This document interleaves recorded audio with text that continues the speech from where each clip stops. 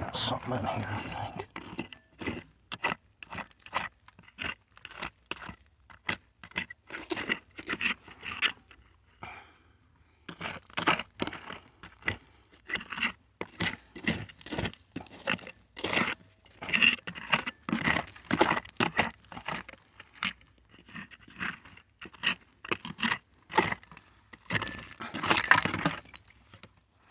Multiple things.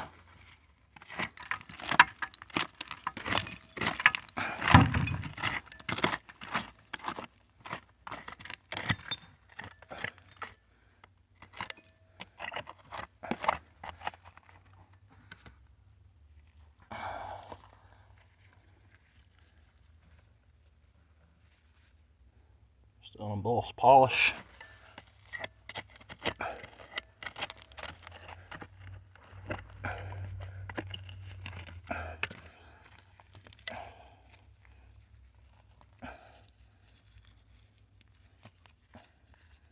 Just unembossed medicine. This last one's the one I'm hoping is a good one.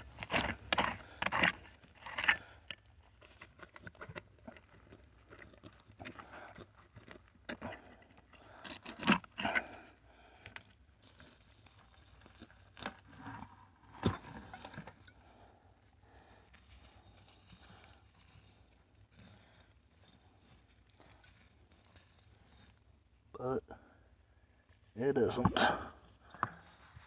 Unbossed blob. Okay, a couple in here.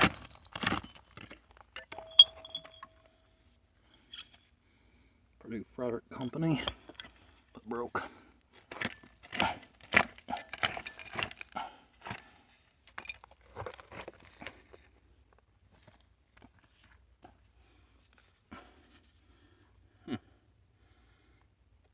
I don't know what that is.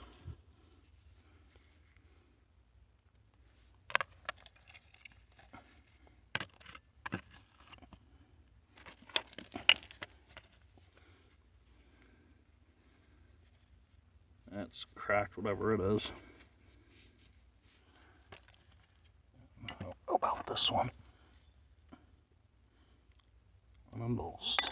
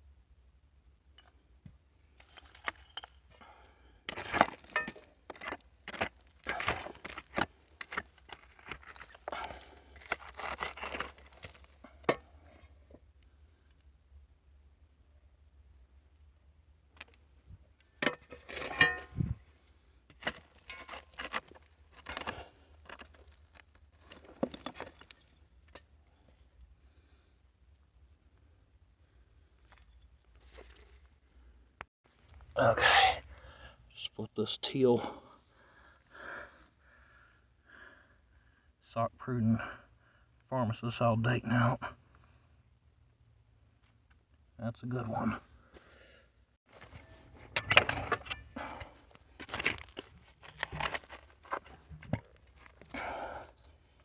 Wow. Norwegian cod liver oil, carbonated. That's cool.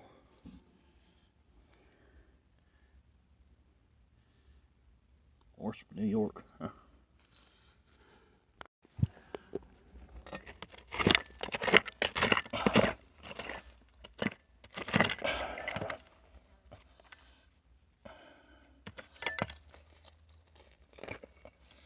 Broken.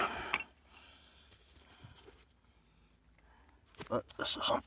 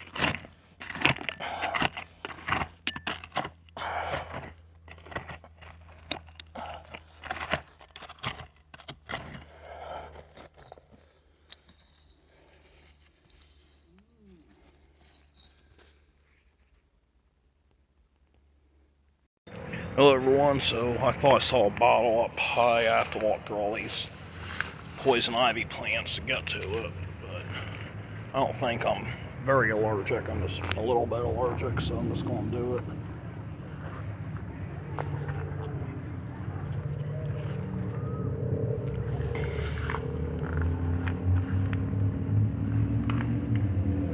It's a whiskey flask.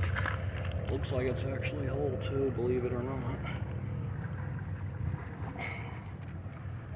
Oh, it is. But it's a slicker. Despite another one there. It's amber and could be blown and molded. It's small though, it's not no beer soda. Oh, it actually looks like it's whole. I just pulled a poison ivy leaf. I'll have to look at it and see. It looks like another slick. This one's probably embossed, probably a Sounders from Dayton. They're very common. Yep, it's a Sounders, alright.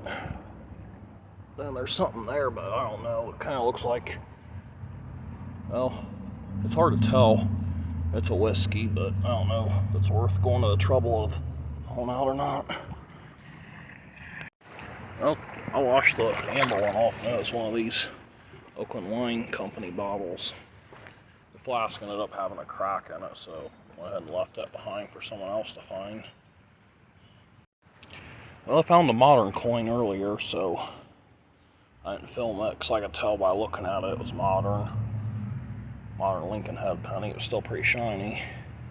But I think it may have an old coin right here. I don't know for sure, but yeah, it looks old.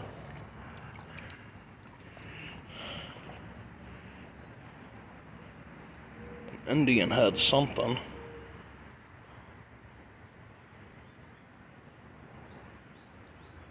Oh, it's an Indian head buffalo nickel. Oh, that's nice. Well, if I can find the year for you, I'll show it. Okay, got a crown top way up in here. Some stuff out of the way. I don't know if it's complete or not, but it'd be nice if it was. Hard to stand here, the mud's just so thick.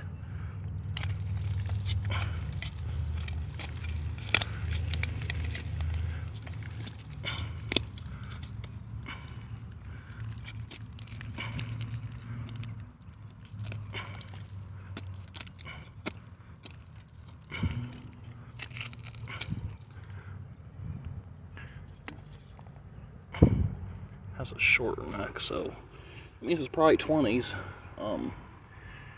It's just too much to dig with one hand and something so hard, so I'm just going to quit filming and dig it until I'm closer to getting it out.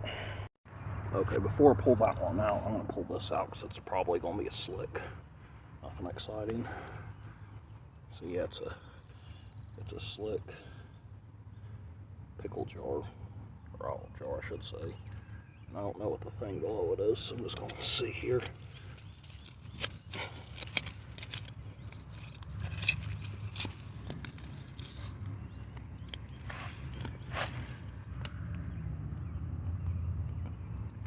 That's a mystery to me.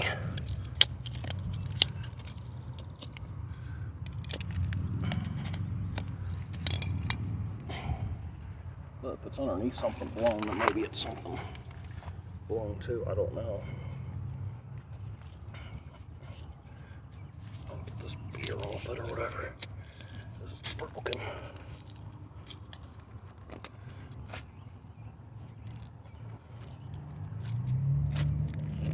There it goes.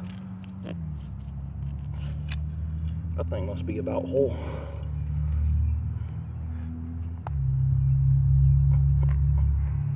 What the heck was this?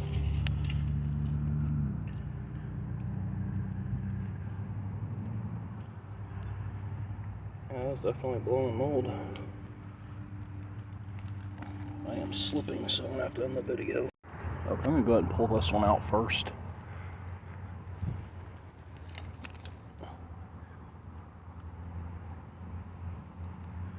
Okay, it's a Star City Bottling Works from Miamisburg, Ohio.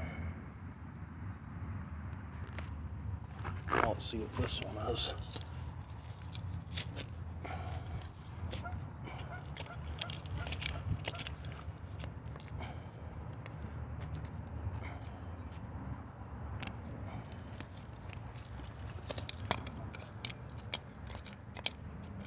Oh, it's another condiment thing or something. Yeah, just a slick condiment. It's blowing mold, but no name. I got something aqua here. I think it's a machine-made beer, or maybe a blown beer, I don't know. No, it's an early soda, but the sad thing is it's...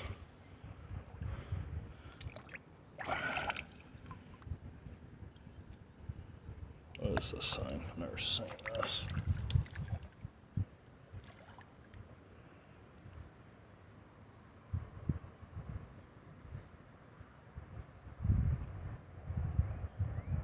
Trademark. That's the contents unregistered. Huh. I don't know. Okay, I found a perfumer, I think.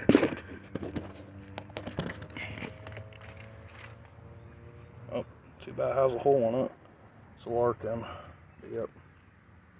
It has a hole in, no real value. Okay, I got a quart soda here. It's all cracked. I guess it froze. But from the looks of it, it wasn't anything anyway. Machine made and no name. There's no loss there. I got a little John Wyeth nose cap here. Is it broke? No, it's on there. It's got to pull it off.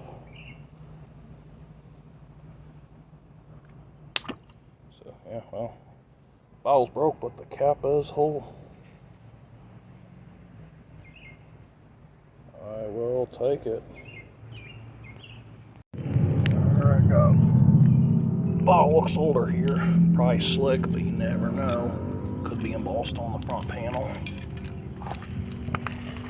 It's all there, but I'll have to wash it off.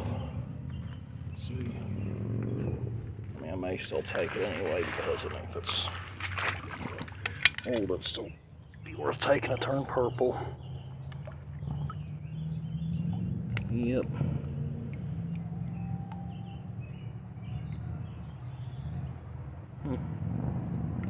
Yep, slick. Hello everyone, so this is the results of the dig and the exploration. So first we have this olive jar here, 10 ounce. Then we got a little ink there. Then we got a little perfumer here. This one would have had a glass stopper because it has that frosting in the neck. And here's something, I can't even tell what it says, but maybe one of you can figure out which company this is. Really large pickle or olive jar. Then we have a small little crock here. And here's the Oakland cleaned up. And here's the John Wyeth lid cleaned up. And here's a crier. HD Carnell Pharmacist, Dayton, Ohio. This is the same thing, but it's square. I've never seen a square one before, so that's neat. And here's a clear Sock Prudence shard from Dayton. This one here is almost whole. It's in two pieces, and then it's missing a little chunk of glass there. And Binkard and Company, Central Drug Store, Dayton, Ohio. I don't think I have that one yet, but I'm mostly prioritizing stuff that's in better condition.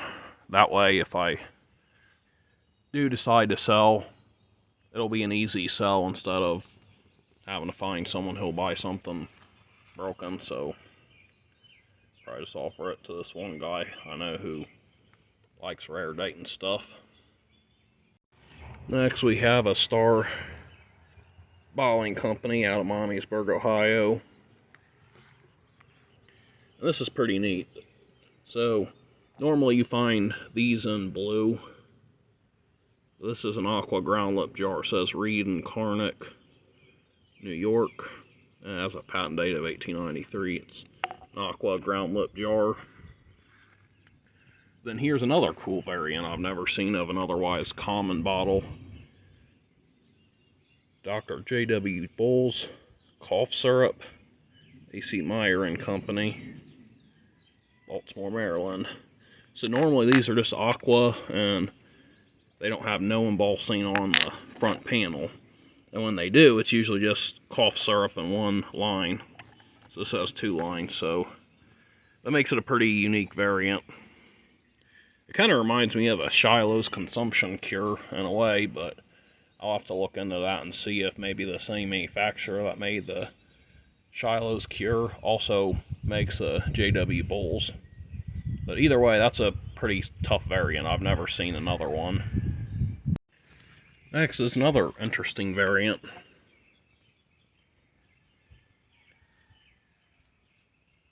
Park Davis and Company, Chemist, Detroit, Michigan. Normally these are base embossed only, and they just say PD Company on the base. So I've never seen one that actually has the name completely written out on it. So that's neat. I know people think this next one's probably junk, but to me it's cool because even though it's a super common smallest size Horlicks malted milk, I don't think I've dug one before that has a ground lip in this size. Normally, even if you're digging hutches, you find the machine-made ones. So they made a machine-made for a long time. So this has to be 1800s if it's ground. So that's a neat one. Then I got a nice stoneware, redware wax seal fruit jar. I guess it would have had a bale top there. And it's a quart size. I actually may be able to sell that one online if I choose to, because it's small enough it'll fit in at least one of my boxes. This next one's really early. I put water in it to try to keep it from cracking because it apparently already cracked up on me when I didn't want it to. But since it's been sitting there so long, I think we're good. Try to get in focus. R.W. Robinson and Son, Druggist, New York. So I've never dug this one. It's a pretty early bottle. It's at least 1880s, I would say. It just has really crude looking embossing. It does have a lip chip right there, and it has a crack somewhere, but now I can't find it, but oh well. I still need early bottle, and too bad it's not local, because I'm into local stuff. This next one is another odd variant, and it is really cool.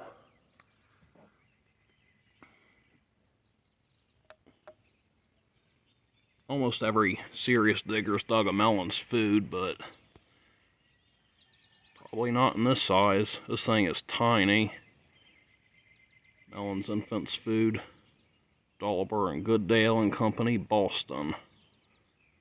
This is the smallest melons I've ever seen. I get smaller than the smallest size Horlicks jar. So yeah, that's a keeper. Might even keep that for my personal collection, depending on what it's worth. Like, if people are willing to pay up for a rare variant or a scarcer variant, I'm willing to sell. But if they're just going to be like, oh, it's Indian, it's just the melons, and not want to give anything for it, but like maybe like 10 bucks, and I was like, I'll just keep it myself then, because I've been digging for years and never even seen a piece of one that size. And next is the find of the day. A teal Socks and Pruden Pharmacist out of Dayton, Ohio. And yes, it is chipped, but it's still a really tough and desirable bottle, so I'll be keeping that for sure because it's local. So yeah, it's probably 1880s. I don't know, it just has an earlier look to it. Maybe 90s, I don't know.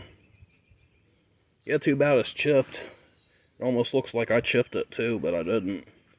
I don't think anyway, unless me pulling it out did that, but I don't think so. Yeah, this is the worst time for breaking bottles I've had in a while. So the first bottle I dropped, and it was the Sounders that I found in the video, and that is a $3 bottle, so no big loss there. And on top of that, had a crack, so then it becomes a $1 bottle, so even less of a loss. But the best one was a really good bottle. It was a pill bottle with a round bottom, and it had a ground lip. It was, I think, Houston from Columbus, Ohio, and a slug plate in the center of it. Really cool bottle. I've never seen one before, ever. I mean, it's from Columbus, and Columbus is a big town, so it probably wouldn't have been worth a ton, but I would have loved to have kept that one for my personal collection. But first thing I did was I pulled it out, and I should have put water in it because them things are made of really, really thin, clear glass, and they crack up easy, so I should have put water in it because that's what I do to prevent bottles like that from cracking. And I didn't do that, so when we pulled it out of the hole, it immediately started cracking. Like, at first it just had one thing, and then it had more and more and more. But I was going to keep it anyway, because I was like, that's a really cool bottle. I've never seen one. So I get it out to show another guy who collects bottles, and I first showed him this teal druggist here, but I didn't realize that the other druggist was out of the bag, and it fell out onto the cement and broke. So I lost that one completely. I don't know if I'll dig another one or not, but either way, I'll try to punch a hole close to where I punched the hole that I got these out of, because this is one of the earliest holes I've dug in that location. So I'm hoping, even though it's sparse, that maybe I'll get the right bottle for the age. I mean, got quite a bit of smalls like this, but if I happen to get a large bottle from that time period from there, I think it'd be a pretty rare one. This one's so early, you're almost an ale bottle age right there. And then also there was a shard of that Pike's Peaks flask, and for some reason I forgot to bring it, apparently, because it's not here. So when you get into that time period, the scarcity of bottles and the demand for the bottles goes way up. And chances are, when you dig something there, it can be something that you've never seen before. So it's getting pretty hot for me now to dig, but I'm going to try to punch another hole in this year, probably in the fall. So just keep watching, and hopefully I'll have that on video for you when I get around to it. That is all. Thanks for watching.